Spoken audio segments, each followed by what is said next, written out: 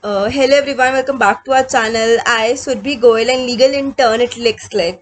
So today's topic is whether the lower courts have any inherent power under CRPC. Okay, so what does the term inherent power means? So let's start from this only. Okay, in a real term, the CRPC does not provide any particular definition or meaning of the term inherent power. So what does it mean actually? Okay, so in a general sense, the word inherent means anything which is already inbuilt. That is something which already exists and we do not need to create it as it is already in existence. So that means it is exist per se. Okay, so the provision does not provide any social powers to the high courts. In fact, the provision empowers the high court to ensure that the orders passed by any court are given effect in the in its truest truest sense. Sorry, Section 482 of the Code of Criminal Procedure Amendment Act 1973 uh, talks about saving the inherent power of the High Court. So from this, what we got to know that lower courts does not have any inherent power, and who has the power then? The High Courts have the inherent power. So we'll talk about this later on. But the inherent power of the High Court is mentioned in the section 482 of the chapter 37 of CRPC 1973. Okay. So, what is written in this section 42 of the CRPC? So, section 42 of the code read as saving of inherent power of the High Court. So, it is mentioned in the section that nothing in this code shall be deemed to limit or affect the inherent given effect to any order in under this code or to prevent abuse of the process of any code or say otherwise to serve the end of justice. So we got to know who has the inherent power. So the High Court apparently has the inherent power under CRPC. So okay, the Supreme Court said that only High Court has this power. No other lower court, even Supreme Court doesn't have this power, only High Court.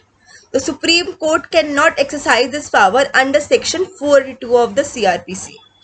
Okay, the subordinate or lower court do not have any inherent powers and have to strictly follow the procedures laid down by the High Court. So, but in some specific situations, these you can say powers can be exercised by the Supreme Court under Section 32 of the Constitution. So, under Article 32 of the Constitution, but the Supreme Court cannot exercise the inherent power under Section 482 of the CRPC. But on the other hand, in some rare cases, in some special cases, the Supreme Court can exercise this power under Article 32 of our Constitution. So, for instance, I'll give an example. For instance, FIR can be quashed by the High Court under section at Article 226 of Indian Constitution, and same can be done by the Supreme Court under Article 32. So there's a recent case. I just named the case. I don't explain it. A recent case for the above is Arnab Ranjan Goswami versus Union of India 2020. So we got to know who had the power. We got to know the meaning of the inherent power. We got to know uh, when Supreme Court, under which article can Supreme Court exercise this power. But when can High Court exercise this power? When High Court can perform this power? Okay, so the High Court can exercise this power only if the court finds out that there is not specific provision for a specific topic. The objective section 48 of CRPC 1973 is to give an effect to an order under the code. Second, to otherwise secure the end of justice. Third, to prevent abuse of the process of any code. So under the section 482 of the code, the exercise of the inherent power is an exception but not a rule. So what does it mean? It means that this power of high court should be exercised in the rarest of the rarest cases. So the High Court must invoke the powers sparingly but not in a routine manner. What does it mean? It means that this power should be used in a rarest cases. It should not be used regularly. So it concludes that the inherent power of the High Court must only be exercised when the litigation do not have any other remedy in law. But this provision should not be invoked by the High Court if there is an alternate remedy available.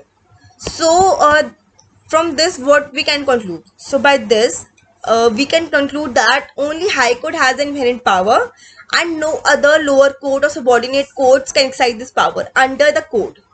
I'm talking about under the code. And as I have mentioned above, the Supreme Court in some specific case situations have this power, but not under CRPC, only under the Constitution. So that's all for today. I hope you like it. Thank you so much, and yeah, please do subscribe the channel. Thank you.